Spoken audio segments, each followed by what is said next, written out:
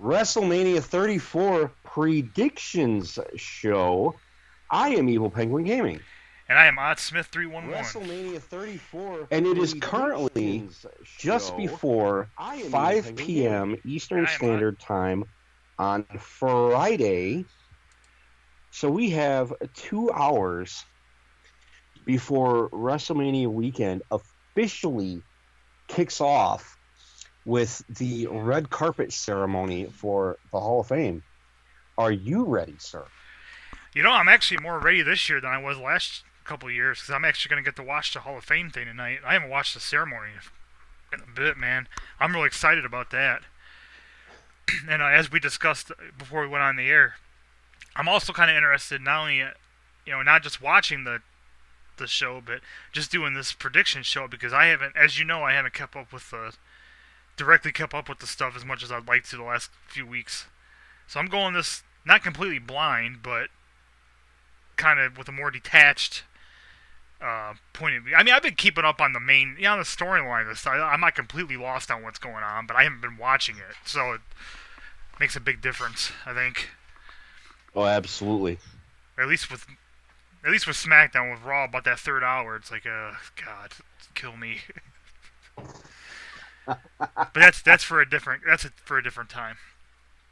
Yeah, indeed. And we got a pretty stacked card this year, man.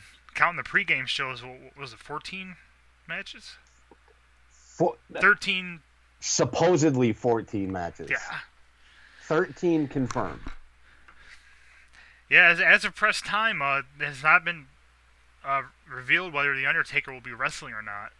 I would say yes, because I think if, just from their point of view, if he wasn't going to be there, I don't think they would allow this to continue. You know what I'm saying? Like, I don't know. It just feels like there's so much rumor out there that's being spread that no one's stopping to say, oh, no, he's not coming back. In fact, I hear the opposite. I heard that he's in better shape now than he was last year after he had that surgery. So, well, I have another theory, but we'll get to that. That'll be the last thing we do. Well, I don't know. It all depends on how you have this all set up, sir. I see the Cruiserweight Championship match is first here. Yeah, they really, that I've been able to find so far, there isn't like a, I can find the card, but not like a definitive, like set, run sheet or like what's going first or whatever. Oh, no, there's not. You're not going to find that. Okay, so no way. I figured that'd be a goodest place to start as any. Also, this is one that I haven't kept up with at all. I'll be honest with you. I didn't even know this. When I was reading about this match, I'm like, huh, because I haven't even heard of Mustafa Ali. I'm like, obviously I know who Cedric Alexander is. Right. I had him on my show, and I see him wrestle on NXT, but yeah, I don't know. This should be. It sounds like it's going to be a good match. I mean, it's the end of a tournament, right? Yeah, it's the end of the Cruiserweight 16-man single elimination tournament that was brought to you by Drake Maverick. Now, you had to put. God, I love that name. Drake Maverick. Drake Maverick. What a Vince McMahon name. Oh, dude, that's... Yeah. You don't even have to know much about anything else besides Vince McMahon to go, oh, yeah, that's his name. That's... I don't know. That one I'll have to go back and watch, just like the one they did, the real big tournament. Because I know there was a lot of good matches in that. But we'll start... Well, I am going with... Yeah, see, this is what I want. We can go back and forth. I'll start this one, and then you can start. You can go first on the next one. Okay. So I am going with Cedric Alexander because he has been supposed to have title match after title match after title match, and things go wrong either in storyline or in real life where, first Enzo got sick and then Enzo got fired for reasons that shall not be discussed. Yes. But I really think that they want to put the belt on Cedric, and I think this is finally going to be the culmination of a long, long time of them trying to get the belt on him.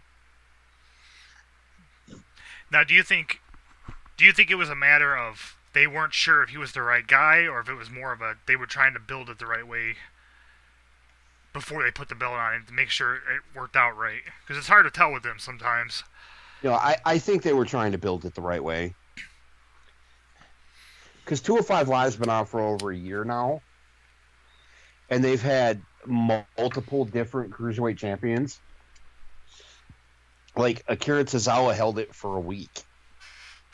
Not even 6 days. 5 days. Yeah, it was 5 days. Well, what caused him?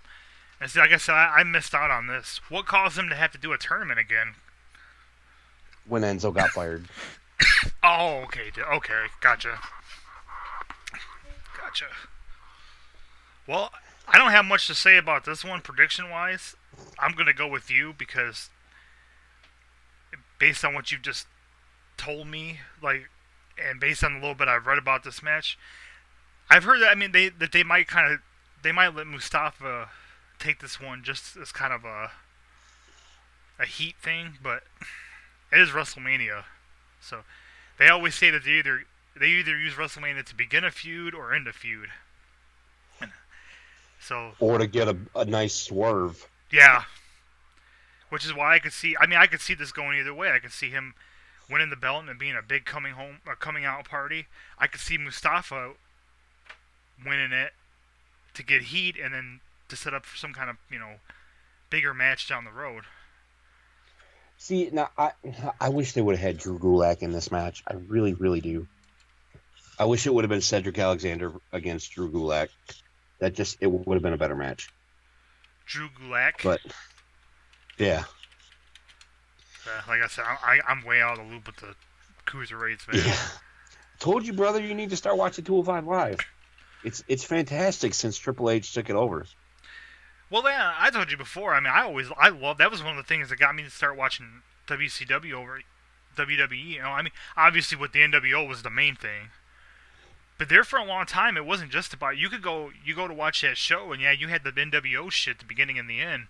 But after they did their thing, then you had Chris Benoit, Chris Jericho, Eddie Guerrero, which those aren't even really technically all the cruiserweights. You had who did I say last time? Come on, Ramus? the chairman of WCW, Laparca. I say Eric Bischoff? No, Laparca. Laparca. Love Laparca. Juventud Guerrero, Ultimo Dragon, Psychosis, Steve Malenko, Viano 1 and 4, or 3 and 4, whatever the fuck they were. I don't know. What the hell? There's a lot of them, man. I think Rey Mysterio definitely was one of the biggest. I thought if I had to pick a favorite, Ultimo Dragon would be my favorite, hands down. I always did like watching him in the ring. So good, dude. So precise, so interesting. He never had the same match twice that I can remember. But even more so than him, the true, I think, biggest legend in, I don't want to say like lucha, because there's a ton of lucha stuff that I don't know about. American lucha that you would see would be Jushin Thunder Liger. Yeah. He was definitely one of the biggest to stand out, and he was one of the best, for sure. That shit that him and him and Flying Brian had that match. Was it a Clash of the Champions or Bash at the Beach, like in 90? Oh, God, I would have no idea. You were a lot more into WCW as a young child than I was. Yeah, you're right. That was before. That would have been back when I was watching when I was younger. As you can imagine, those two tore it up. Oh, absolutely. It was just a masterpiece of a match.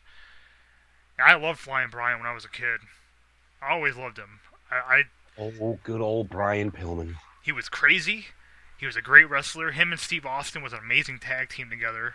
Why they broke them up. He had a gun. The Hollywood Blondes. Pillman's got a gun. Okay, sir. What do we have up next? Let's see here. Next we will... How about we knock out the Women's Battle Royal? Women's Battle Royal. Now, I can't even find a good list of who's even in this. It sounds like a lot of it's still up for debate. Well, they're saying that every woman from Raw, SmackDown, and NXT is eligible to compete in this match. Okay.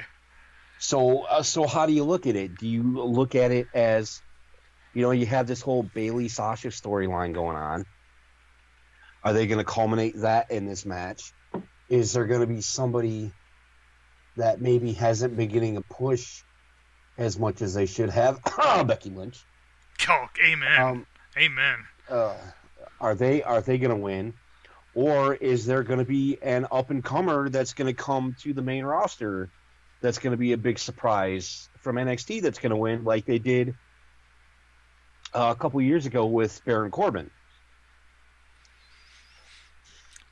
Well, this being the first one, it's really, really tough to call. Yeah. I mean, hell, they don't even have a proper name for it. Christ. Well, they did. Oh, the Mae Young. When I saw they were going to name... It was Moolah. It was Moolah, but then, me too. I'm not going to get political.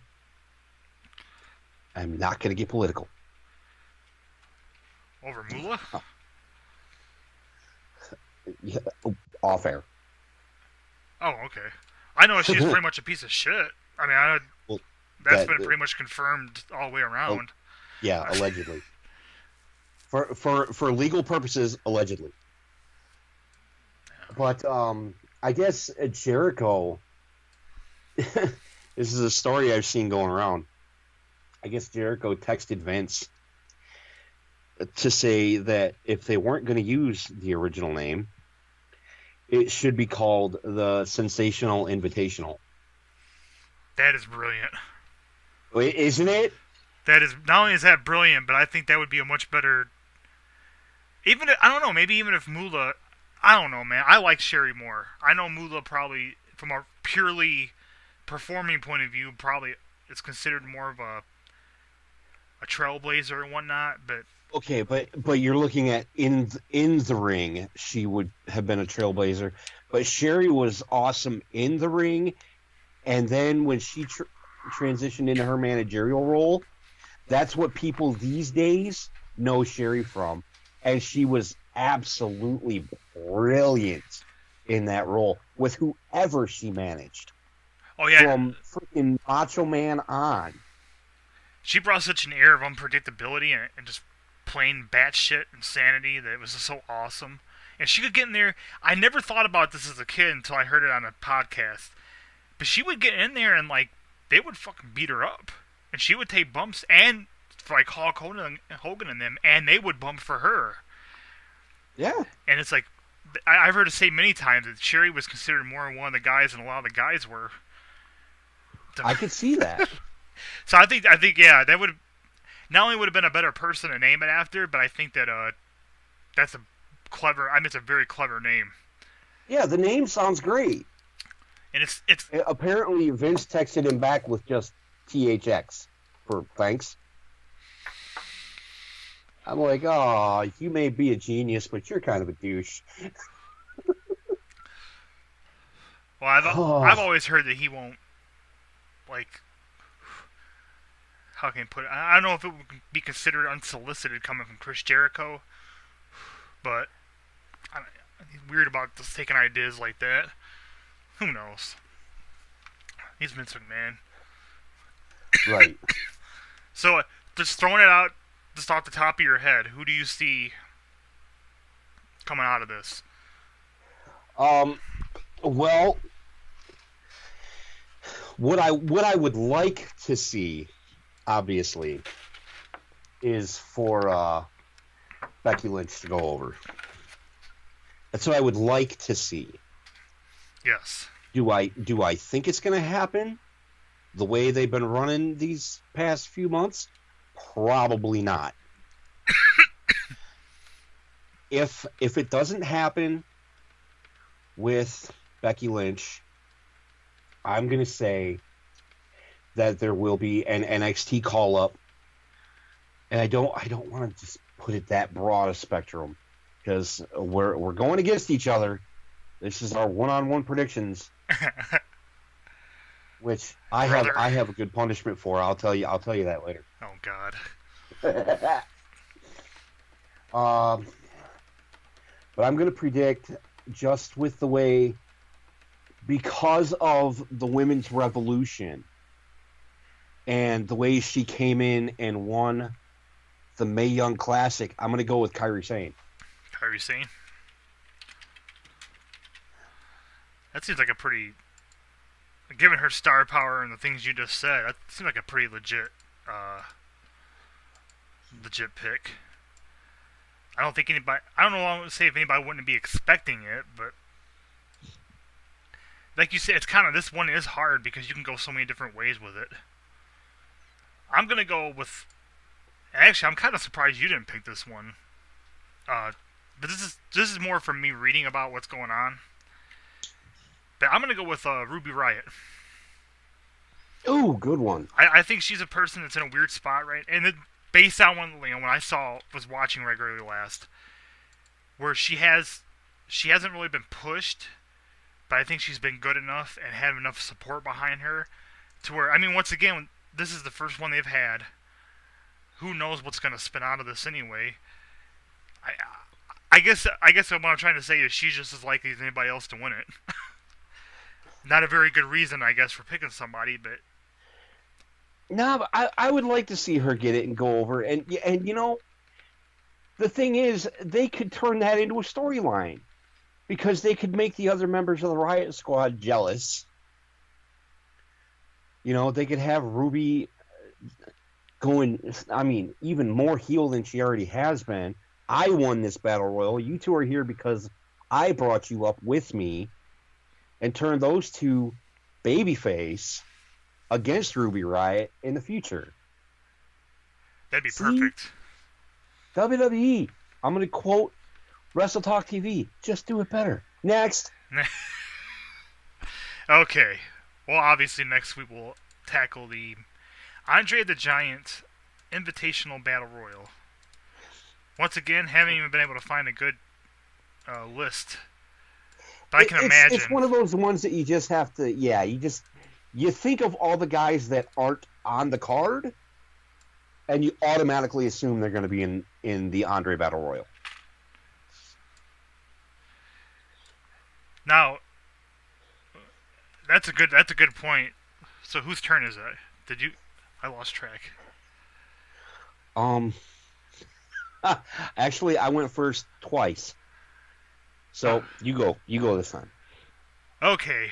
Well, sitting and thinking about it, based on the people I don't see on the card who they might potentially want to keep fresh, I'm going to go with Matt Hardy. You know, a lot of people are going with Matt Hardy. I mean, that just seems to me like almost like who else? I don't know. It just seems like they make the most sense. I had two predictions. And it was going to be one or the other. And now that you've taken Matt Hardy, because that was one of them, I'm going to go with the other. Which I can almost guess who that is. Because it's probably the one that I was trying to decide on. Dolph Ziggler.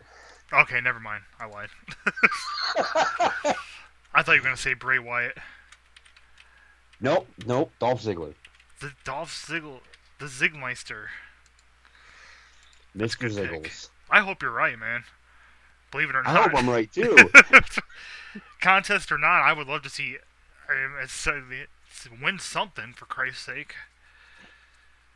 God, it's such a miscarriage of justice. It really is. Once again, WWE, do it better. I would love to know what's going on. Be a fly on the wall. Like, are they having problems right now with their like creative staff? Do they have a big turnover? I mean, something's going on, man. Like their booking, it's just been atrocious.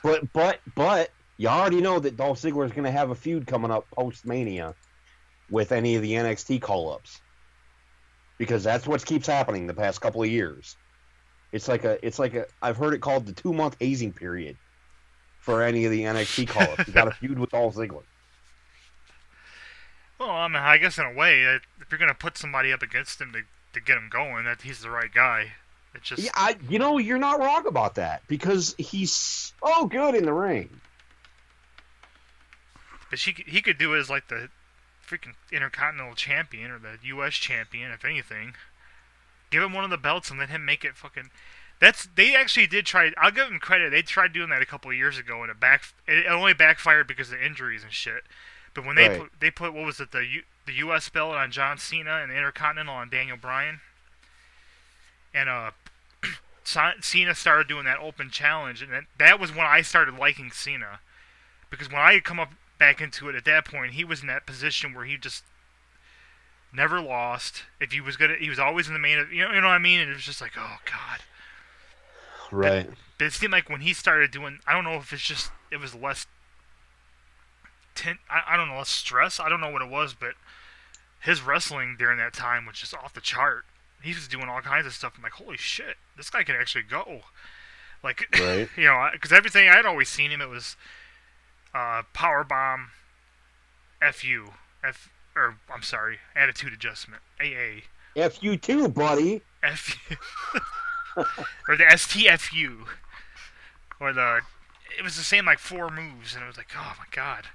It was shoulder block, back suplex, 5-knuckle shuffle, attitude adjustment. Yep. The 5 moves to do. And then the first time I saw him do that U.S. Open Challenge, man, I mean, it was a lot of the same moves like you just said, but there was also just the way he was approaching the match. It was like more competitive. I don't know. It was just really cool, and I liked that he made that he made that U.S. belt spot of the show significant. Not just because of who he was, but because of how he carried the belt. That's why I like that you did that in the first season of TGW with Seth Rollins. But it's a fascinating approach to like character growth, because you got a guy come out there fighting all these different guys, and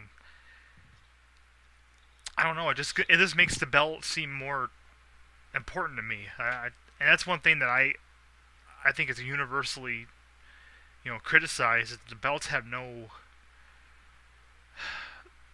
They don't feel like they have any value anymore.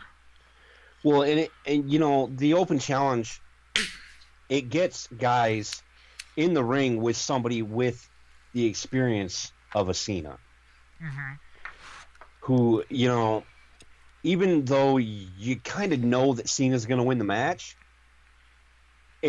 Cena will put them over for quite a while during the match. Mm-hmm.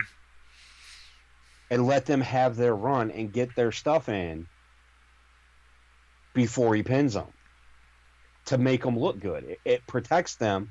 It gets a little bit of a name for them. Which, I mean, in the back of his head, I mean, that's the exact same thing that Kurt Angle did for him. Exactly. Yeah. When he smacked him in the face and they had that match and Kurt made him look like $1 million. He lost. He really did make him look like $1 million. It was Cena in his like super tight. Oh god, that was not a good look for him. It's amazing how far he's come. That's why I laugh when people criticize him. Dude, he don't put people over. I'm like, bullshit. You don't put people over. He puts people over every damn week. Dude, Kevin Owens. That was like one of his first matches. If I remember correctly, it was his first match on the main roster, and he beat John Cena. I started to say pin and beat at the same time. He beat John Cena. John Cena said, I'm going to put this guy. Why doesn't anybody talk about that when they're having that discussion? Why don't they talk about him losing to Rusev the way he did, making Rusev look good when he came in? Because people don't care about stuff like that. They just want to rag on the guy. They don't care about facts. Yeah, stupid me. What am I? I forgot where we're at and what year we're in. You're letting facts get in the way of a good story. And with that being said, I think we've tackled the. I think we've said about what we can say about it. There's definitely going to be a winner. There will be a winner. Okay, I'm going to go by my list I got here. First main roster match, not main card match I have is the Raw Tag Team Championship. Oh. Let's see here. Now, the partner still has not been revealed. No. Which I kind of like. It could be really interesting. I'm not mad about it. If they do it right, it could be really fun. I mean, who else? You know, there's so many guesses going around. People are guessing Elias. People are guessing Big Show. Kathy Kelly asked, because they did a live interview with him yesterday, is it going to be Mark Henry? Ooh, boy. People are guessing James freaking Ellsworth to come back, because he's in New Orleans right now. Really? Yeah. Interesting. I didn't know that. The partner, I can't even venture a guess. There are so many possibilities of people that it could be. That's why it's going to be interesting to see who all is in the Battle Royal. Because then you kind of figure it's not going to be any of those guys. So it's not necessarily who's in the Battle Royal, but who is not in the Battle Royal. That's not already on the card. That's something to pay attention to. Well, I don't know if this would make any sense or not, but what's Jeff Jarrett's going to the Hall of Fame, isn't he? Oh no, it won't be Jeff Jarrett. There's no way. What about not Spike Dudley? What about Bubba Ray Dudley? No, I don't think it'll be any of the Hall of Famers. Who else could? It's like I heard, man, I had read a prediction, and it's driving me nuts now because the person they predicted, it wasn't James Ellsworth, but it was someone like where I had a similar reaction, like, oh my god, that would be like complete opposite. Who was that? I don't think it was any of the cruiserweights, like they said. Some people are predicting Bray Wyatt. That I would love to see. That would be cool. What about Jeff Hardy? Oh, well, he got in trouble, didn't he? He got in trouble, but he was in the final deletion match. So I think he's back in good graces. Some people are also thinking it could be a returning Big Cass or Samoa Joe. Oh. Now, if I'm putting money on either one of them, it's going to be Cass, because Joe doesn't need that rub. Joe will come. I think Joe is cleared, but I think Joe will be back Monday. Raw after Mania, it's always time for huge returns and huge call-ups. Yeah. Yeah. Which is why it's going to be so much fun to see. It always is. And that crowd is always absolutely insane. I'm going to have to make sure to watch that this year. I don't think I saw the one after WrestleMania last year. I missed some stuff. Go back on the network and watch it, dude. Oh my god, it is fantastic. I think one of my favorite things I ever saw that happened after WrestleMania is when Goldberg appeared. When The Rock got in the ring and started talking trash, and the music started playing, it's like, yes! Well, and it was like 6 years ago after Mania that Lesnar came back. Oh, yeah. Yeah. Wow, has it been 6 years? Holy shit. I think it's been 6 years. Because it was after Cena lost to The Rock. Yeah, it's been 6 years. It was after the first once-in-a-lifetime match. And he's been a champion for the better part of that time, hasn't he? Either the Universal or the... Well, he's been the Universal Champion for the past year. Since he won it from Goldberg back last year's WrestleMania. Fuck Brock Lesnar, that's all I'm saying. Yeah, I'm kind of be glad to see him go, man. Why do you think? Okay, yeah, breaking kayfabe on our weekly shows. That is why I will tell everybody now. That is why I had that Universal Championship tournament. Don't get me wrong. That championship tournament was freaking stellar. I love the way that happened. Oh, yeah, it was a lot of fun, man. It's a lot of fun to watch. But nobody could beat Lesnar in the game. Lesnar is so jacked up in his stats in the game. I had to do something. I had to do the injury storyline. Well, Sting beat him, didn't he? One of the matches they had. Sting did pin him once. Must have been some kind of aberration in the programming. Yeah. What? A glitch. Lesnar lost. Oh. I'm glad. I hope Vince McMahon didn't see that match. Good God. Well, man. So anyway, let's get to the predictions for this match. You go first again, since I went first place. Well, I'm not. As far as the partner goes, I mean, we just had a conversation about that. As far as who I think is there's no way to actually predict the partner.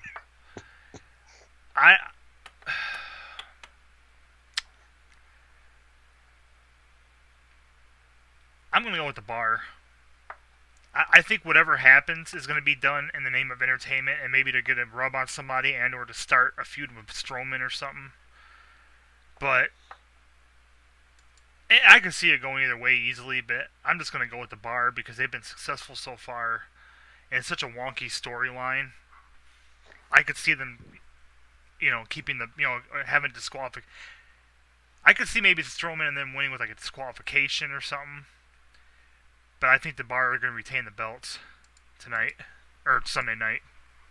Tonight. I am actually going with Braun and TBD to begin a Bar breakup storyline.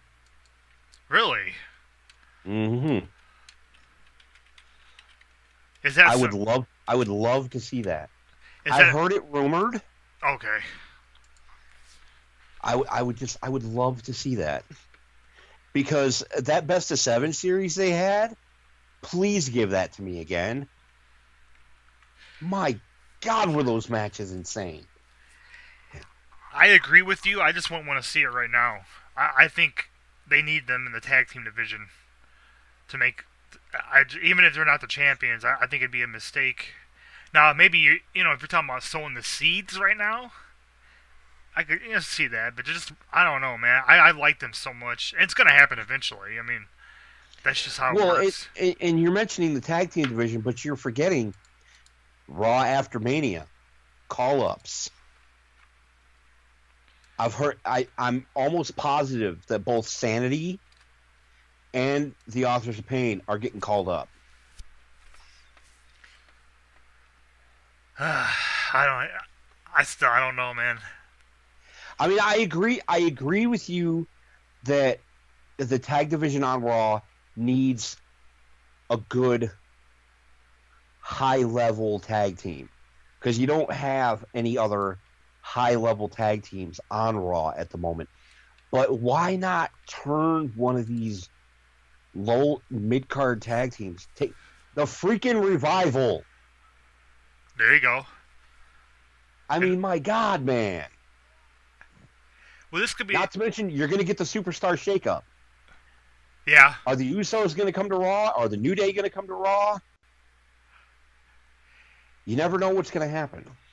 And it can be the best of both worlds. I mean, you could still have a thing. You could still have a situation where, like you said, they plant a seed tonight, something happens, and they start that slow and do it in a slow manner, and then use one of these new tag teams to be the ones that beat the Bar, and then that causes the Bar to break up. I would rather see it. I wouldn't be mad about that either. I think what you're saying sounds more likely, but I guess I'm saying I hope they don't do that. I don't know if they will or not, but fingers crossed. Oh, well, what's next? Next, we had the SmackDown Tag Team Championship. The Usos versus the New Day versus the Bludgeon Brothers. Well, I'm going first on this one, and I'm going Bludgeon Brothers all day long. That seems like a pretty safe bet. simply because they're not going to do this big build over the course of the past few months to not give them the titles. Because the thrill is in the chase. Well, go ahead. No, I was going to say, like you said, they're doing a shakeup, and I think it's a good chance they're going to end up going to Raw anyway. The Usos, that is. Right. I could absolutely see that. But if they don't, you could very well get both the New Days and the Usos chasing the Bar, or the Bludgeon Brothers, until, like, SummerSlam. And you could get another 3-way tag team title match, but maybe make it a ladder match. Yeah. Maybe do the same thing you did at WrestleMania last year, but don't have a surprise tag team in there. You know, give me that 3-way tag team championship ladder match that you will be here for, sir. Yes. In person. Live in living color. That's something, yeah, now that I dropped that bombshell. Because everybody knows that we live 10 hours apart, so Skype is our best friend. If anybody knows what Michigan looks like, we literally live at opposite ends of Michigan. He lives at the far north, right, in the UP, and I live down toward Ohio. Southeast. Southeast. Way southeast. Like I'm You're like 10 miles. I'm northwest. Yeah. It's gonna be a fun trip though, 10-hour drive, but I'm looking forward to like I said, I've never been up there by myself either, so. So for SummerSlam, we will be able to do predictions and reviews in the same room. Yes. God, that's gonna be fun. It'll be weird too, like so used to doing it over Skype. Right. I'm gonna have to look at your face. I know, God. So who are you taking in this match? I had to go with the Bludgeon Brothers. Yeah, I mean, yeah, you kind of have to. Because if the Bludgeon Brothers don't win this match, I mean, WWE, come on. Harper and Rowan they're the Hammer Brothers. There's just too many factors pointing toward. And I guess we're overlooking the New Day. I guess like they could walk out of here. Oh no, New Day are eating the pin in this match. Well, period. They're eating the pin. If they don't, I'll be shocked. I think the Usos are going to be moved to Raw anyway. So I think that I think they'll lose them tonight. They've had them for a while. Yeah, right? Since they beat New Day for them. Which they deserve it. I mean, every match they've had, they've been excellent. This is one of the matches I'm most excited for, believe it or not. Oh, yeah, me too. Love all three of these teams. I think they all work. After seeing like the New Day and the Shield, and granted that was a 3-on-3, not a. God, that was a great match, though. I mean, such a perfect way to open Survivor Series. It really set the tone for the night too. That was such a great match. Excellent. I can't wait to go back and watch it again. Yeah, me too. What do we got up next, sir? Next, we have the Raw Women's Championship. Alexa Bliss versus Nia Jax.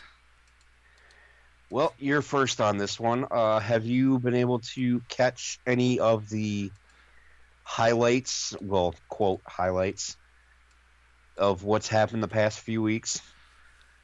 A little bit. I know that they've had a real Mean Girls kind of... Alexa Bliss has been making fun of Nia Jax for her, I guess, size and whatnot. Yeah.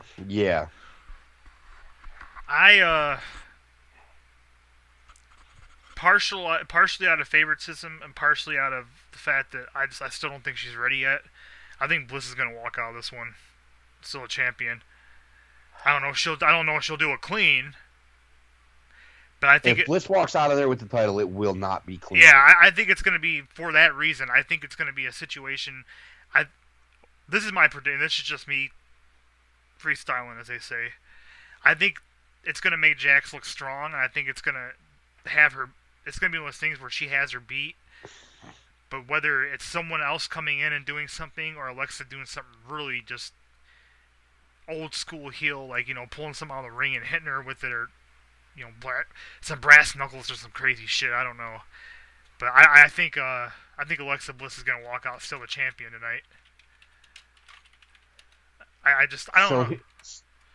So here's my thing.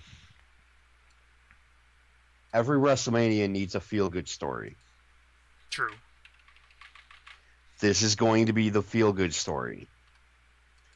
Nia's going to win.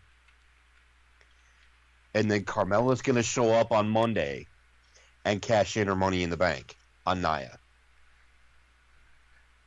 Do you think it's possible we see that tonight? You think it's definitely going to be... Or not tonight. I don't know why I keep saying that.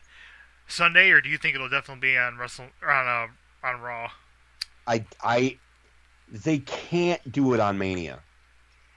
Simply because, okay, yes, it's the first women's Money in the Bank. Yes, they need a huge cash in, like they did with Rollins at Mania 3 years ago. But I don't think Carmella is the right one to cash in at Mania. Rollins is a huge name. He has been for a long time. Mm-hmm. So when he cashed in at Mania, it made sense. Yeah. Carmella is not that name. Maybe next year they could do it at Mania. If somebody more relevant, I hate to use that term, but wins the Money in the Bank and keeps it that long. Which Carmella is actually legit the longest holder of a Money in the Bank briefcase that there's ever been. See, I thought didn't she try? I thought she had cashed it in or screwed up. Didn't she? Didn't something like that almost happen where she started to cash it in and? It's happened like 3 or 4 times on SmackDown. Okay. Because it just happened again this past Tuesday. Because I remember thinking that she had already tried cashing it in and had lost it. No, because every time she tries to cash it in, the bell never rings. Huh. So the match never officially gets started. That's an interesting take on it. So yeah, we differ once again. Yes. This is going to be really interesting to see how this all turns out. Let me make sure. What's next? Okay, I was just double checking, make sure I didn't skip something. Okay. The Intercontinental Championship Triple Threat match. Ooh. Finn Balor versus Seth Rollins versus Das Miz. Das Miz. Oh. Well, I'm first on this one. So, I'm, for the simple fact that it will give him the Triple Crown Championship, I'm going with Seth Rollins in this match. I think he doesn't need it as much as Finn Balor, but I think he's going to get it. Because, I think Miz is going to take time off to spend with his wife and newborn child. Yeah. Yeah. And then there will be another storyline between Rollins and Balor for the next couple of months over the Intercontinental title. And then Miz will come back and try to regain it. Well, that's just what I see happening. Just for the sake of having it to be argumentative, I'm going to go the complete opposite direction. I think Finn Balor is going to win it tonight. I think that's going to be one of the feel good moments of WrestleMania. And then I think Rollins and him will feud, and then Rollins will win it, and then because he doesn't need it as much. I think it would. You make very valid points, sir. I just think it. But see, that is a big wrinkle to throw in there, though, because it is WrestleMania, and you do want to have, like, the big moments. And Seth Rollins becoming Triple Crown winner is a pretty big deal. But Right. I think due to the success he's already had, I could just see him saying, hey, you know what? I'll get the belt eventually. Wait, not triple. I meant to say Grand Slam champion because it's a heavyweight title, a tag title, the U.S. and the Intercontinental. Okay. Grand Slam champion, not Triple Crown. My fault. Well, I think, yeah. I think they understood. If they didn't know, well, they'll figure it out. But no, I just, it's almost like I said, the inverse of what you just said. I think that Balor will win it tonight because it is WrestleMania and he hasn't had that moment. Well, I take that back. He did have that moment, but it got taken away from him, which I think is something else to consider. Not for his fault. You know, what better way to? But that Universal title win was at SummerSlam. Well, I know, but what better way to make it up than when it? I mean, it's not the Universal title. Right. But that could be an interesting. Once it's going to be off Brock, and you're actually it doesn't matter whether you like Roman or not. He's going to be around, and he'll actually be defending the belt, and he'll actually wrestle. And right. I could see him and Balor having a interesting feud all day long, building up to SummerSlam. Oh, that would be a hell of a match. Because then that way he could win that Universal belt back at SummerSlam, But then again, that could negate the whole logic of him winning tonight. So I don't know. There's no telling. But yeah, I'm gonna stick with my gut and go with Finn Balor. Okay.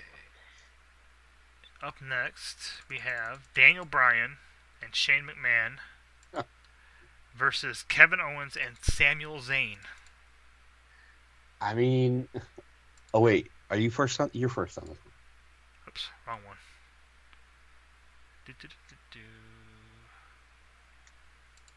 Okay. Well, man, this is a tough one. In a good way, though, but like for the same reason a few of the other ones have been tough, because there's so many. They could really screw the pooch, but if they did it right, there's so many different ways you could spin out of this. Based on what I've seen with Shane and Daniel Bryan, and based on what's going on with Kevin Owens and Sami Zayn, I think the natural thing to expect would to see Zayn and Owens win, and to build up to a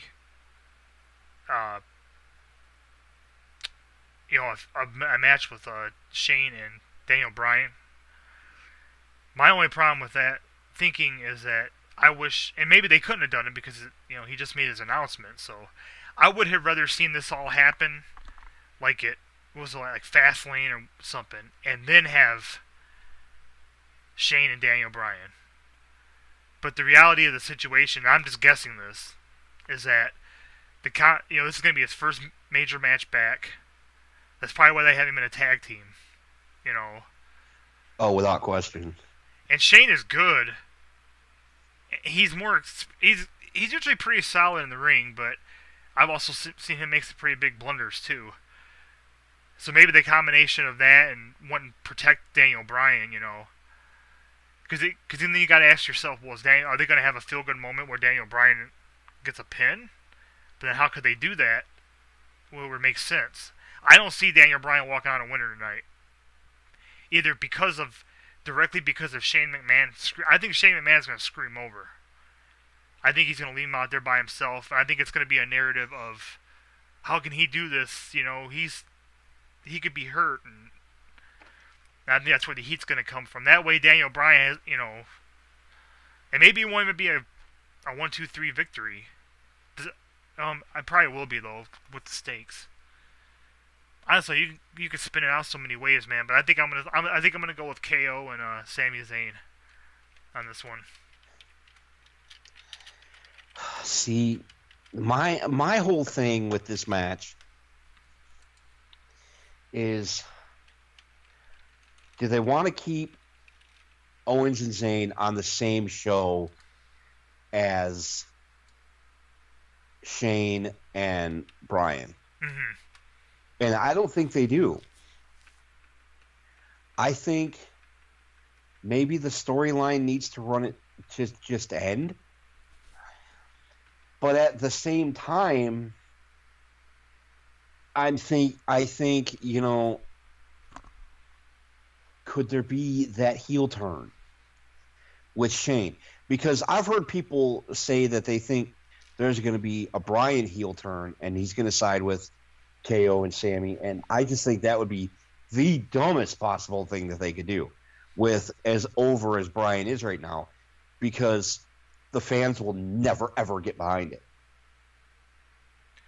Yeah. As you're sitting there saying that, I'm like, oh, God, they're going to do it. They will absolutely bury that storyline. No one is going to boo Daniel Bryan. Well, I tell you what, man, we'll have this conversation. We'll get to revisit this subject after WrestleMania for our review show. But if they do that, if they screw this up with Daniel Bryan, without it coming off in a really creative and interesting way, then there's a serious problem with the people running that company. Because this is this is fucking pro wrestling 101, man. I mean, like, if you're gonna screw this up, I mean, I'm still mad at how they screwed Sting up. That's a different topic for a different time, but they have a bad habit of screwing easy shit up the last few years, especially. So I don't have a lot of faith in them. You're right. It would completely be a horrible idea, seemingly, but that doesn't mean that they won't do it. Well, See, I mean, if KO and Sammy win, it's gonna be because of some sort of a heel turn, because they won't win clean. No. Which is why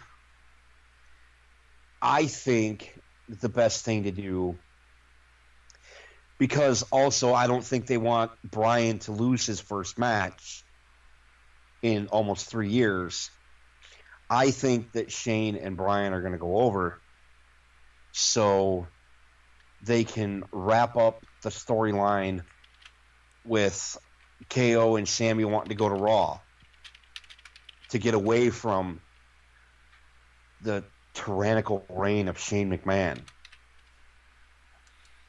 Side with become sycophants for Stephanie and Hunter, which would be perfect for them. Yeah, exactly. There could be, because you never know what could happen. I'll get to that later when we get to the match. Yes. And then I'll revisit this. But yes, I'm going Brian and Shane. Okay. Alrighty. Up next, we have the SmackDown Women's Championship. Charlotte Flair versus Asuka. I mean, do we really even need to discuss this one? No. I mean, come on. No. They're not going to end the streak right now. As much as we don't want to admit it, as heavily as it's been rumored, the streak is going to stay intact until WrestleMania 35, when Asuka faces Ronda Rousey for that SmackDown Women's title. That way, because Rousey will stay undefeated until then too, which kind of gives away the later match. But we'll get back to that. And it'll be title on the line and both streaks on the line at WrestleMania 35. Period. I'm pulling for Rousey, man. I mean, obviously she can't come in. She's gonna be green as far as working a pro wrestling style, but I'm hoping that she can be a good asset. She wants to be there, so more power to her. Right. So I'm going to assume you're going Asuka. Yeah, because I don't really. I'd be happy either way, but I think you're right. I don't think they're going to end the streak tonight. It doesn't really even make sense to end the streak. And obviously I like Asuka. I like Charlotte Flair a lot, too. Oh, you're Chinese Lita. My Chinese Lita. But I tell you what, I think this is another one of those matches I'm looking forward to the most. This match could very well be one of the best 2 or 3 matches on the show. Possibly even 2 or 3 of the weekend. And that says a lot with that absolutely stacked TakeOver card. Yeah. Because that card is unbelievable. I hope I get to watch some of that tomorrow. I should be able to watch at least part of it. Tell you what, that ladder match is going to steal the weekend. Period. Who's in the ladder match? Well, it's for the NXT North American Championship, the inaugural champion. Ah, nice. Adam Cole, Velveteen Dream, Killian Dane, Lars Sullivan, EC3, and Ricochet. Holy balls. Oh my god, dude, that's gonna be that show might be better than WrestleMania. Shit. A lot of people think that TakeOver usually is better than whatever pay-per-view it's preceding. That's insane. I don't disagree, but it is insane. Okay. So, what have we next? Well, speak of the devil, if I can find it here. We have Ronda Rousey and Kurt Angle versus Triple H and Stephanie McMahon. Yeah. Well, you're first in this one. I think it's gonna be Ronda Rousey and Kurt Angle. And the only reason I guess that is because Ronda Rousey wasn't an ex-WCW wrestler, and he don't have anything to gain he don't get to settle any petty. I'm sorry, dude. I don't buy into a lot of that shit. But the way they did Sting, that was Triple H strutting his shit all day long, and that pisses me off because they ruined Sting in WWE for me, and I'm still pissed about it. I can tell. But they don't have any. They don't. It's less. It's more detrimental. Oops, what am I doing? I think in this case, to do that to her, I think they want to make her look strong, and they want to, show off their investment. No, I completely agree. Yeah, I completely agree. I'm obviously going Rousey and Angle also. Yes. But I think Triple H and Kurt are going to carry most of the match. More so Triple H carrying most of the match. Because Triple H is still 100% as a performer. Yeah.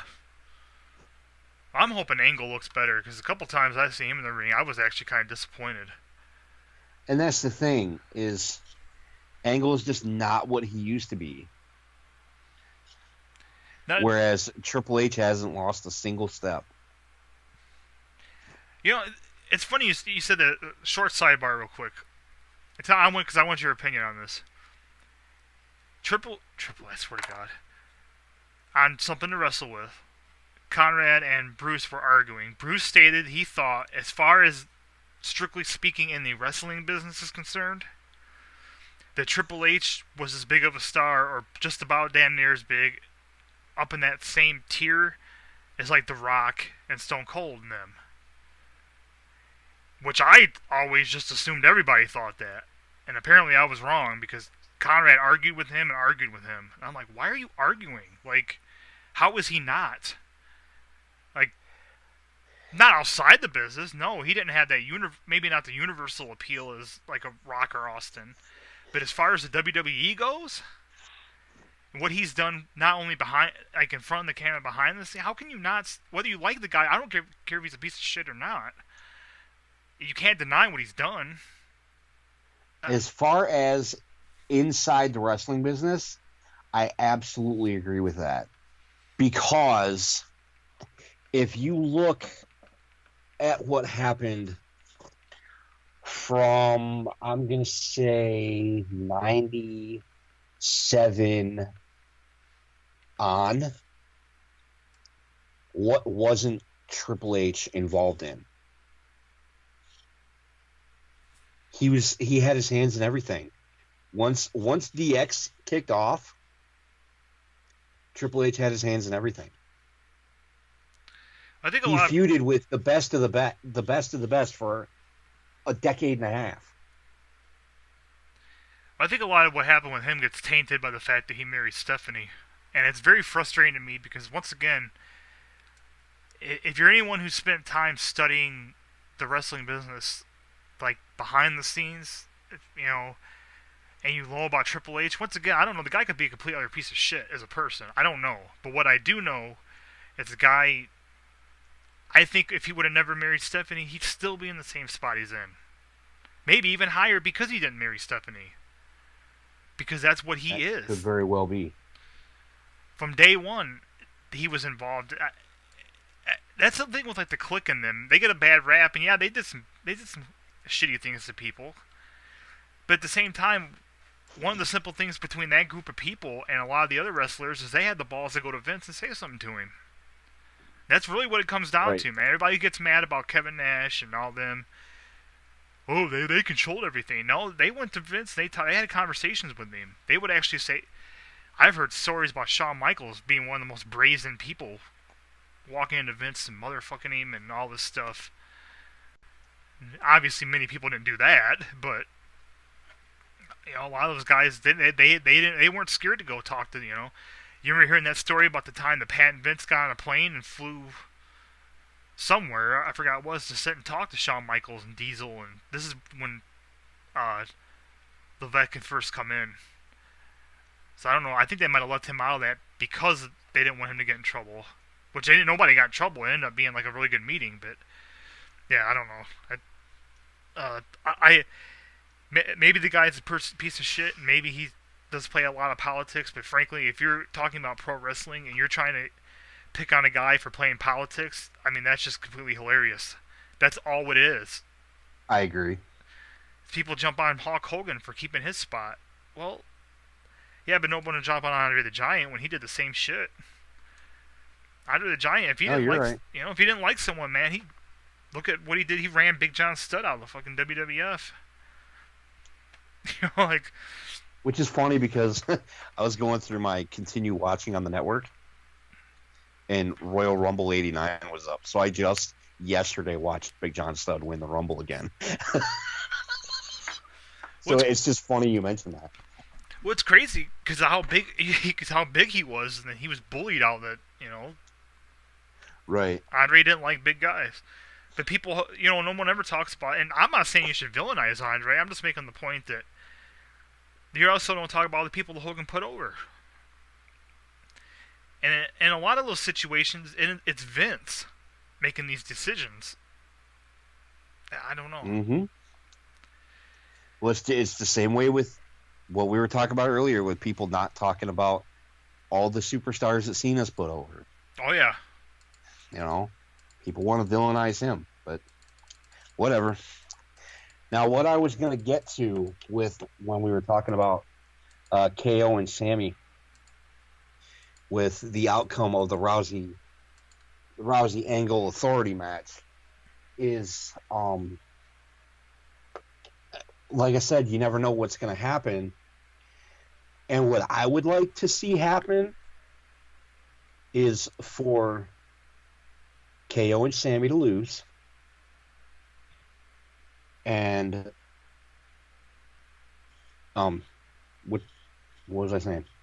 KO and Sammy to lose, and for Steph and Triple H to lose. KO and Sammy end up on Raw, and they become the heavies for Steph and Triple H, and they go after Kurt.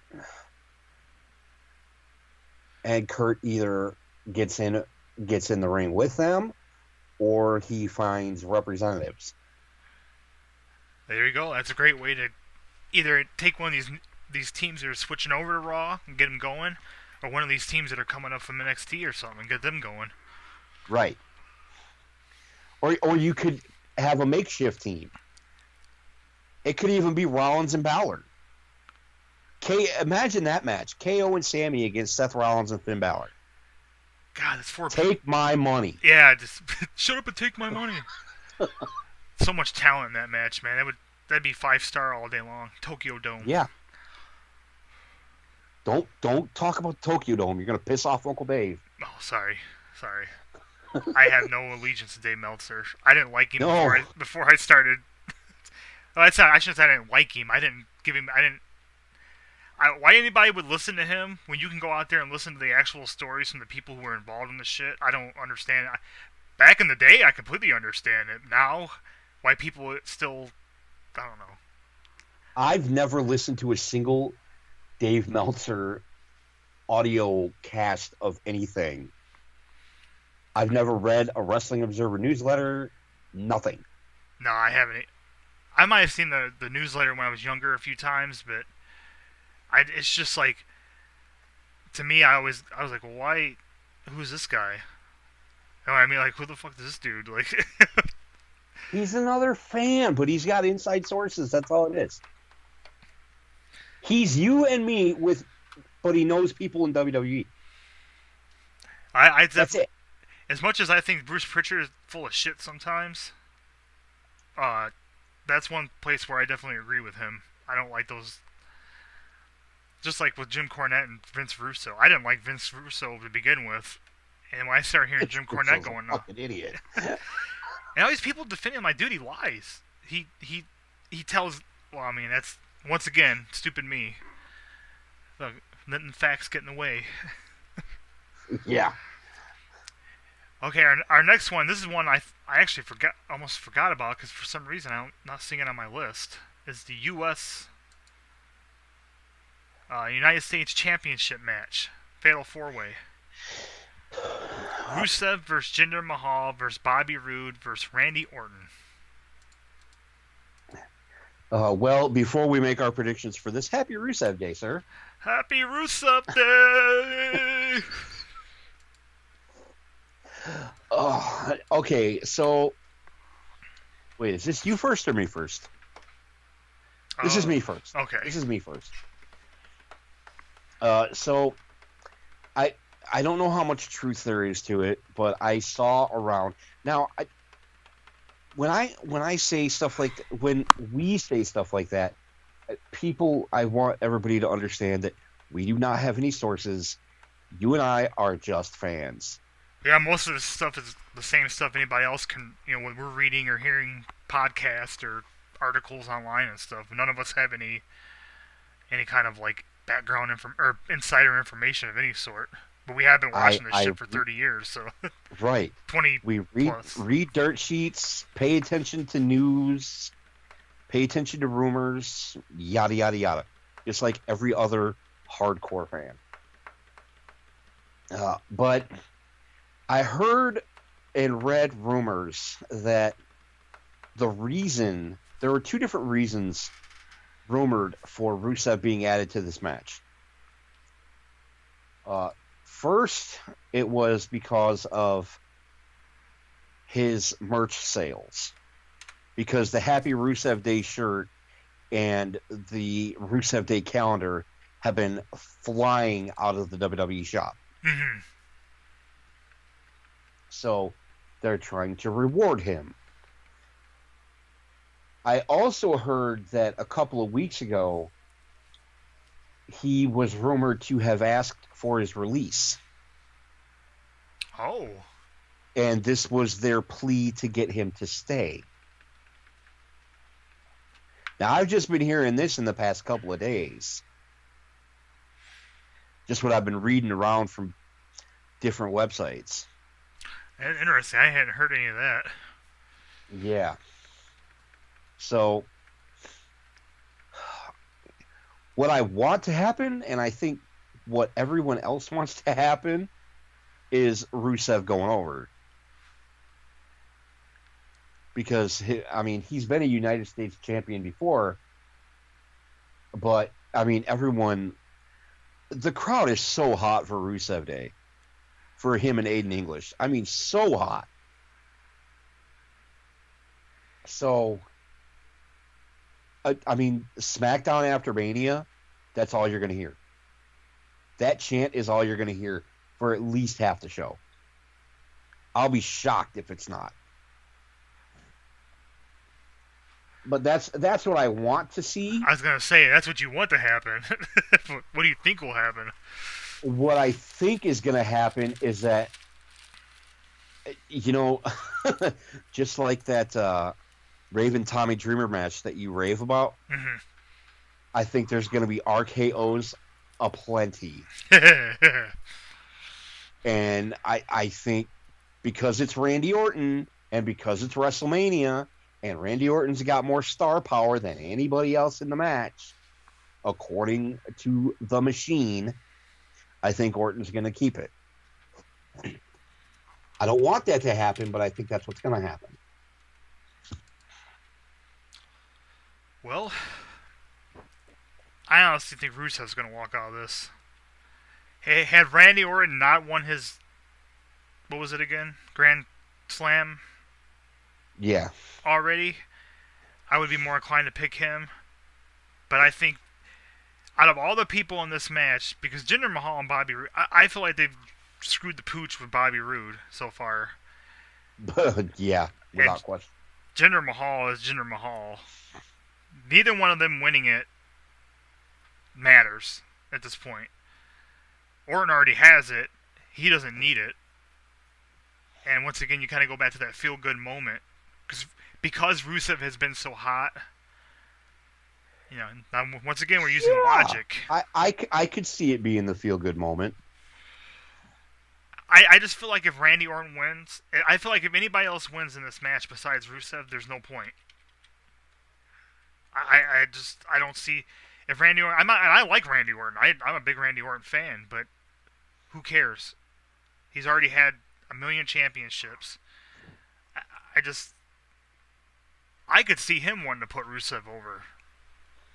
For that, is that how they're going to book it? I don't have a lot of faith in that, but I'm going to make that prime prediction just because I too hope that's what happens. I'm going to close my eyes and squeeze them tight really hard and strain myself. Maybe I'll get lucky.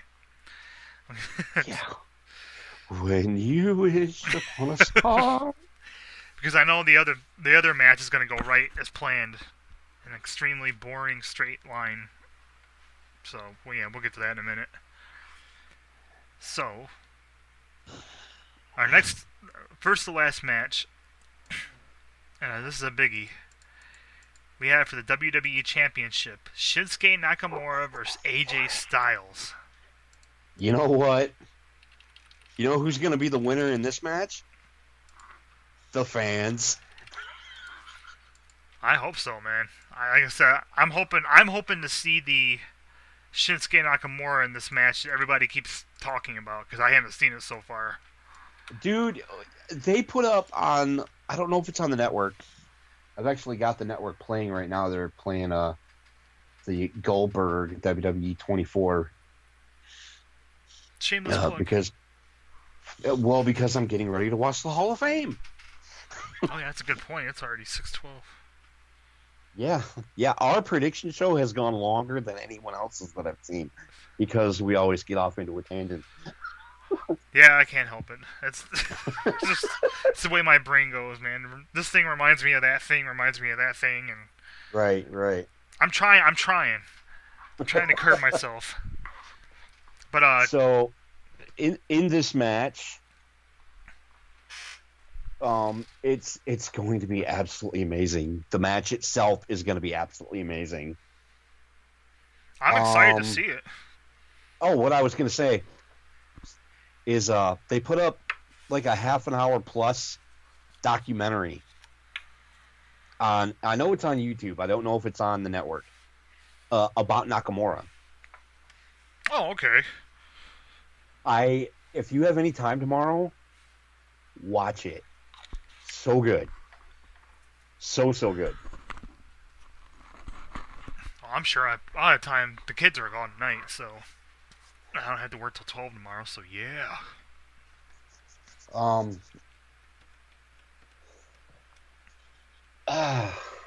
This is so tough because You think so? I really do. This seems like one of the easier ones to me. Oh, well, but again, it could go back to the feel-good moment if Nakamura wins. The only thing that stops me from thinking that is just because they're coming into this. He's already beat AJ once. I just don't. I don't know. I mean, you're right. That would definitely be another one of those moments that. There's potential for WWE to make this WrestleMania one of the absolute best ever, with all these possibilities for quote feel-good moments. Yeah, because I kept hearing about all these different matches, but it wasn't until I got and looked at the card all together, I was like, oh, this is actually be a pretty good, solid show, man, or potentially. Potentially, this, I think, has the potential to be quite possibly the best WrestleMania ever. And that's saying a lot, because there's been some amazing shows. But there's also been a couple of really crap WrestleManias. I mean, man, they got the table all set tonight. Or tonight. God, why do I keep saying tonight? They got the table all set this weekend. They have... it's a fucking classic. Yeah. I'm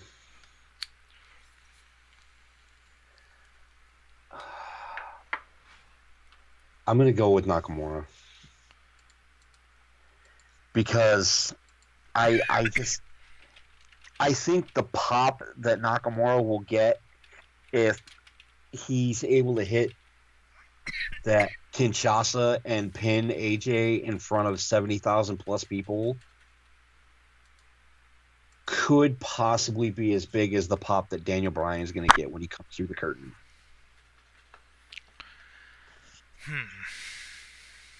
That is true.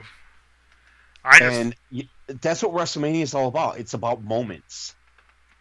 You know, that's why it's called a WrestleMania moment. It's about the payoff for the entire year. And then you wipe the slate clean and you start all over.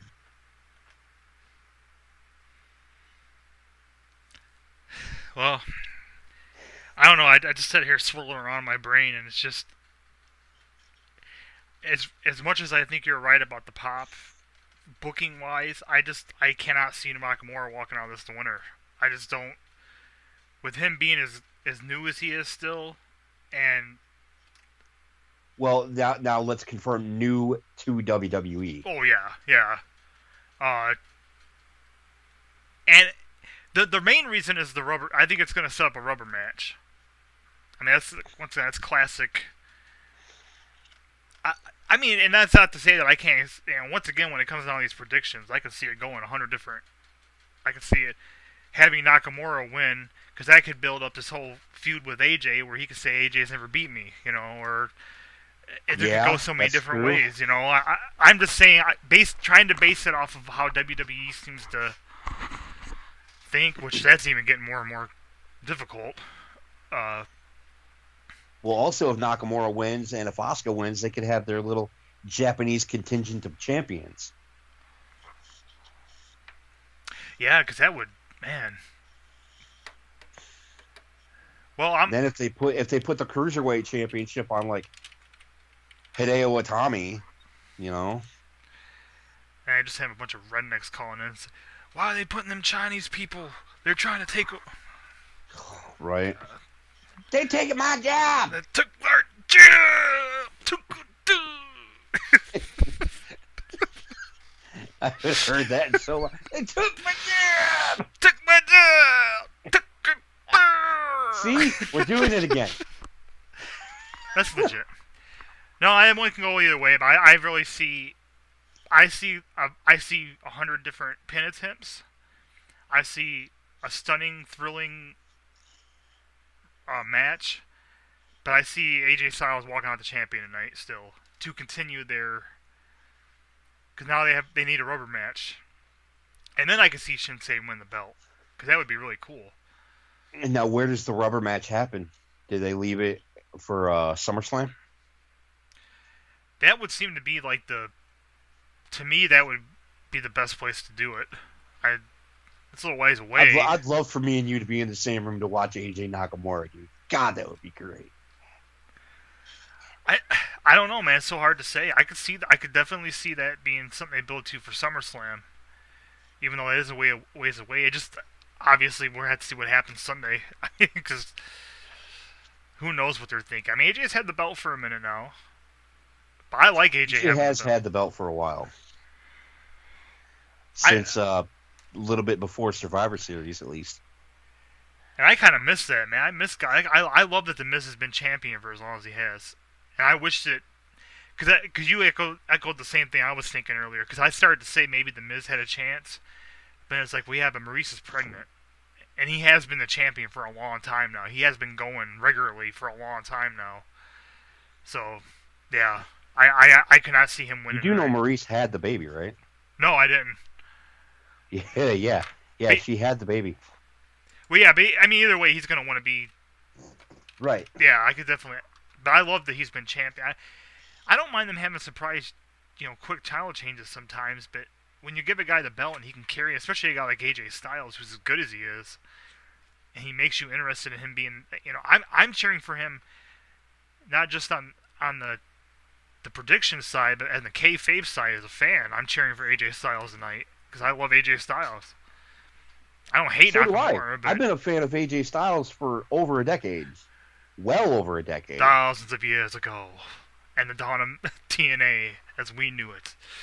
Oh, yeah, back when TNA was a weekly pay-per-view. Yeah, shit. That's crazy. They even tried that. Back when it was on Spike TV. Mm-hmm. No, it was on like Fox Sports.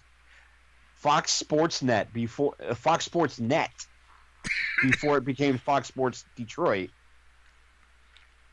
Before they got their deal with Spike TV, and it was on at like 3:00 in the afternoon. Holy shit! I don't know. I didn't remember all that. That's a deep cut right there. Yeah, that's how long ago I was watching TNA. It was like probably like 04, 05, 06, something like that. Well, I tell you that'd be another good topic for a show in and of itself. Is talking about the wasted potential of TNA and WCW. Good Lord, was there ever? God, this makes me sick to my stomach thinking about it. Yep. But so you went AJ, I went Knock. Well, you're first in the last. It should be the last match, right? Well, the last official match. Then we had the last official match. Yep. The other one to discuss. Well, obviously, I'm going Roman Reigns. There's no point to even talking about it.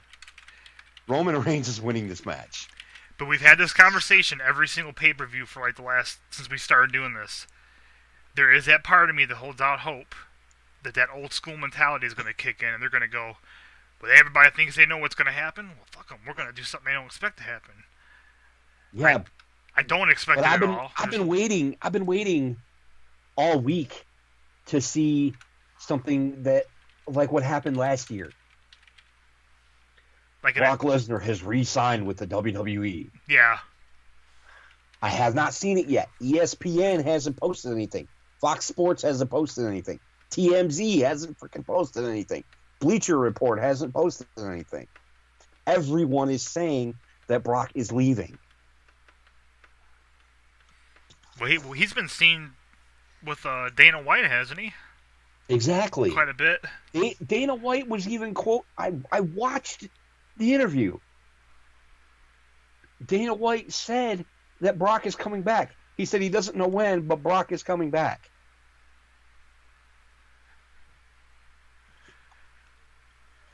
I think you heard the story before too, because I think you listened to the same podcast when they tell the story about how when Jake the Snake was leaving, was it Mid-South? That he was to go to WWE. I think he was going to drop the belt, and some reporter got a hold of the story and ran it. Yeah, you told me about that. So he ended up winning the match, despite everybody knowing he was going to lose, and that's what I keep holding out hope for. It's some kind of like fucking weird, unforeseen situation, but I can't see it happening. They've gotten this far without deviating from the course. I think they're just going to... Because, and this is something I read, and I agree with this. Regardless of how irritated I am by the predictability, this is going to be a fucking amazing match. I really think this match could be very good. The last one they had was really good. You have to wonder if it's just going to be a big spot fest of power moves, just like Brock and Goldberg was last year. Yeah. I hope not, because they're capable of so much more, man. Yeah, I agree. Yeah, that one's pretty self-explanatory. It is what it is. I hope we're wrong, but we're not going to be, so it don't matter. Nope. Now, last but not least, the one that everybody's been up in the air about, The Undertaker versus John Cena. Question mark.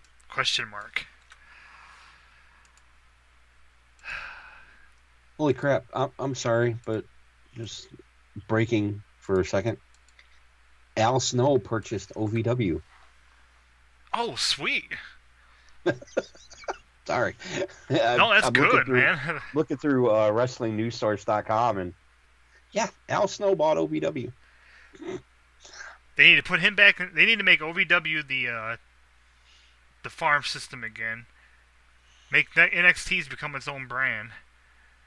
And then, I think OVW would be the farm system for NXT. I mean, that would be awesome. Who knows, man? They've done it before with OVW. Yeah. So what do you see happening here? Or when am I first? No, I'll go.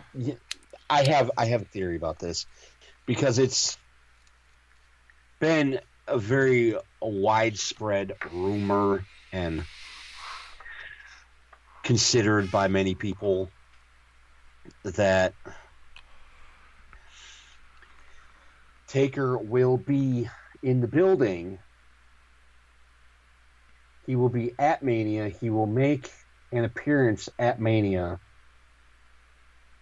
to set up a match against Cena for Mania 35.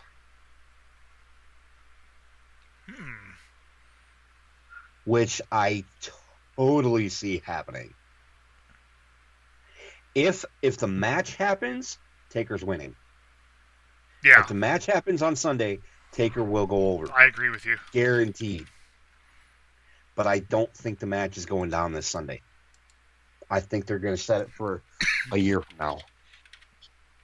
You know, I hadn't even thought about that, but that would make them. I'd be more okay with that because that gives him. If Mark Calloway is training for what he knows will be his last match, and he has a year to prepare, then he will come back harder than ever before. Yeah, he'll come back and have probably one of the best matches he's had in like the last at least 5 or 6 years. 10 years, yeah.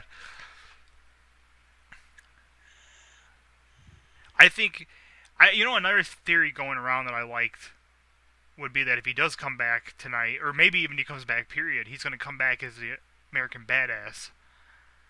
Since he's already... That's been thrown around a lot. Yeah, I would like that just because of what he did last year.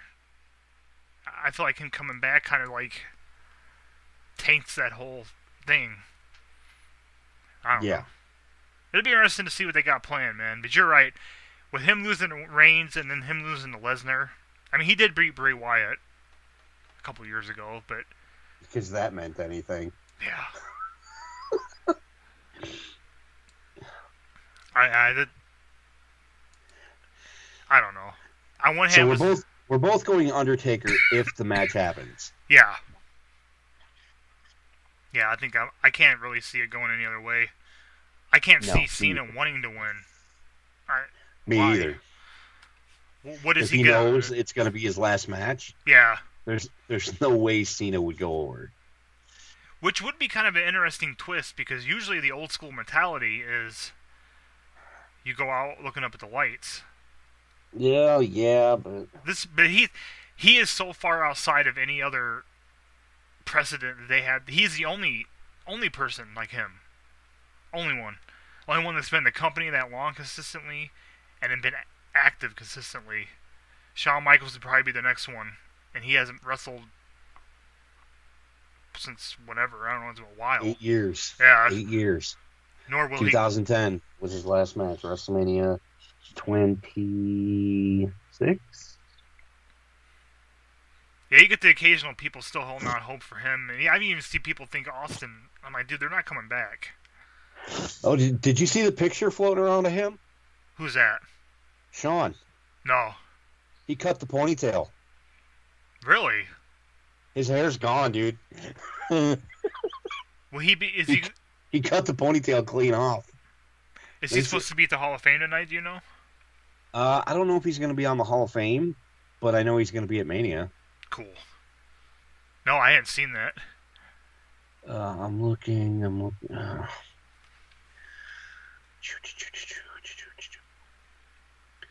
Yeah, I'm not seeing it here. To the internet. You know.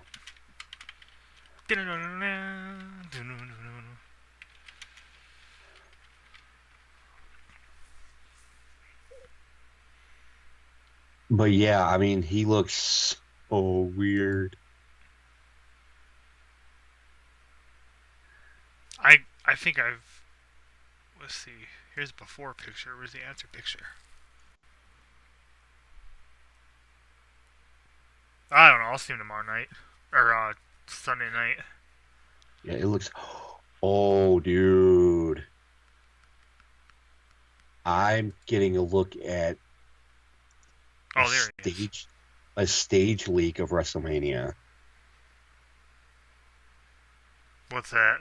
Oh, brother, it looks amazing.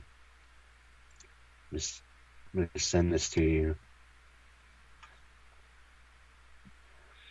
Here, I'll send it this way. Oh, it's going to be a fun set. It's going to be a hell of a lot better than the last New Orleans WrestleMania set. When was the last time they were there? It was 30. It was when Brock beat Taker. Ugh.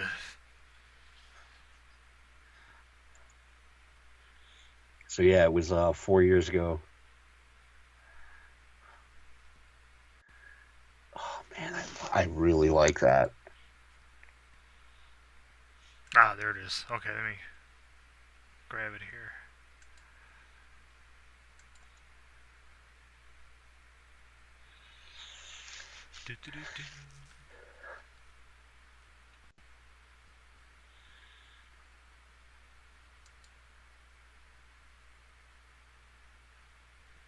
Oh, wow. Doesn't that look awesome? That's fancy as a motherfucker. That's going to be cool. I also just came upon a list of inductors. So I have the full list of inductors for the Hall of Fame. How many are there? So, I know the Edge and Christian are inducting the Dudleys, right? Yeah. Well, here, let me go in order here from top down.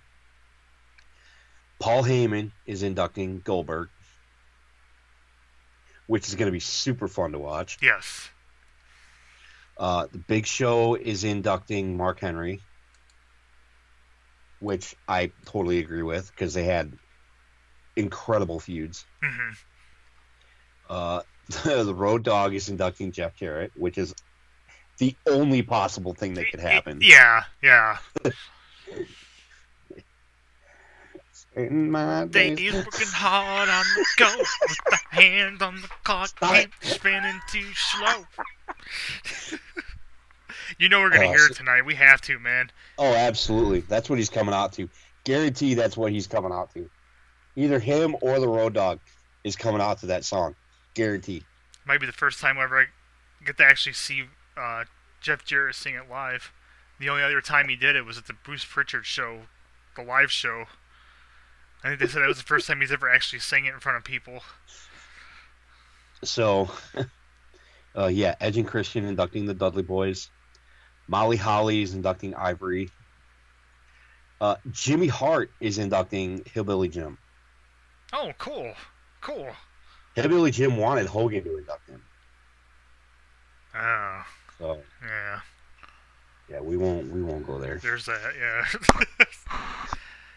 There's a lot of talk that he might be coming back to take over the general manager role on SmackDown, but again, we won't go there right now. Yeah, that's topic for a different time. Yeah.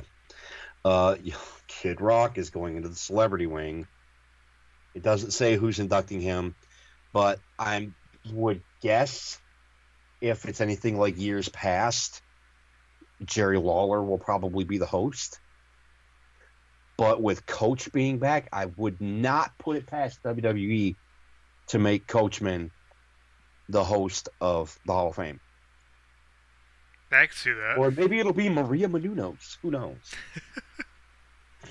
And then you have the kid getting the Warrior Award presented by Dana Warrior. Now, I'm just going to go on record as saying that,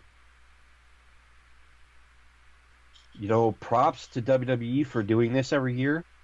Dana Warrior cannot talk. She is awful. Just putting that out there. My opinion only.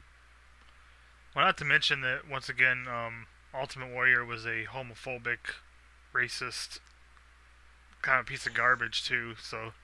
And that's not alleged. That is a fact. The videotape exists.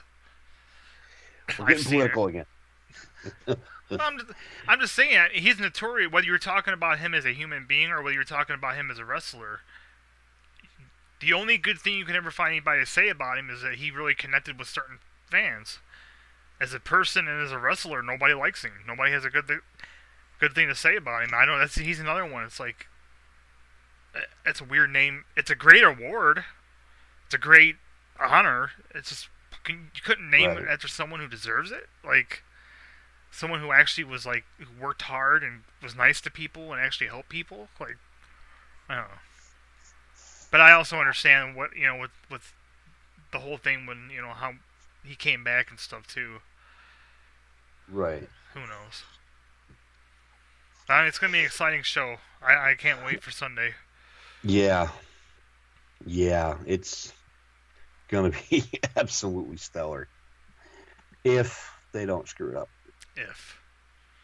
And don't forget, we'll be back, I'm assuming Monday, because I don't think we're going to feel like doing it.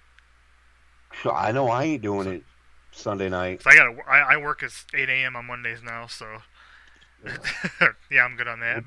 We'll be back as soon as possible with a review show.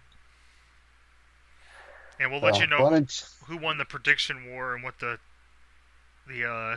consequences will be. Oh, the consequences are easy. It'll be, since we didn't, for our SummerSlam show, we didn't really have a good prediction thing going on. For this show, here's my thought. We will simply take a picture of one of our characters in whatever female attire. So the loser will have a picture of their character taken in whatever female attire on the game the winner chooses. I like it. So if I win, I will fire up my game Monday when I get home from work, and I will dress you up in all sorts of makeup and a thong. Oh, they got some crazy shit on there, for sure. But if you win, you can do the same. I don't know if I want to, man. Now that you could do that to my character, and the pictures will get posted on the TGW Facebook and Twitter pages. Yes, and don't forget we'll be tweeting live during the show as well. Evil Penguin will probably be on for the pregame show. I probably won't be on for most of that one, but for the main show, yeah, we'll both be on Twitter that night. Absolutely. Speaking of Twitter, now that we are finished. Crap, I haven't done the outro in so long. Oh. Yeah, well, Okay, hold on. Take two. Ladies and gentlemen, please remember to like us on Facebook at facebook.com/TG Wrestling. You can also find us on Twitter at thoseguys734. You can find me on Twitter at EvilPenguin1981. You can find my partner in crime on Twitter at OddSmith311. And you will be able to find this podcast on Bananarama TV, or you will be able to find this podcast and all of our other programming on YouTube by searching #ControlFreaks. We're usually the first channel up at the top of the page. Go to the Bananarama YouTube page. Just, first of all, subscribe to us. Then go to the right-hand side to the featured channels. We'll be over there, Those Guys Wrestling. Give us a subscribe and to keep up with all of our past content and our future content. You can also see all that stuff on Facebook under videos as well. I got to get that all. I got the last few episodes up there, but it'll be updated soon, and we'll have the entire first season. Yes, the entire first season of TGW, all of our reviews, and now predictions, future podcasts, all sorts of fun stuff. If you like wrestling, join us. It's a good time. RASSLIN. That's wrestling. So, for OddSmith311, I am Evil Penguin Gaming, signing off, getting ready to watch the Hall of Fame. Yeah, that. Hello. Happy WrestleMania weekend, everybody. Happy Rusev Day. And as always, we have been counted down. A 1, a 2, a 3. Those guys.